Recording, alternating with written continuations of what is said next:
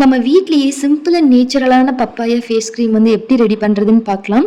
அதுக்கு ஃபஸ்ட்டு நல்லா பழுத்த பப்பாளியை எடுத்துகிட்டு ஸ்கின் எல்லாம் ரிமூவ் பண்ணிவிட்டு குட்டி குட்டியாக கட் பண்ணி ஒரு மிக்ஸி ஜாரில் போட்டு நல்லா அரைச்சி எடுத்துக்கணும்.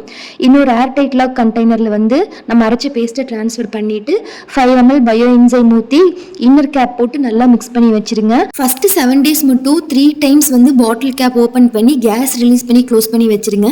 அடுத்த 7 days வந்து பாட்டில் கேப் வந்து ஓப்பனே பண்ணாமல் வச்சுருங்க. நல்லா ஃபெர்மெண்ட் ஆகி வந்திருக்கும்.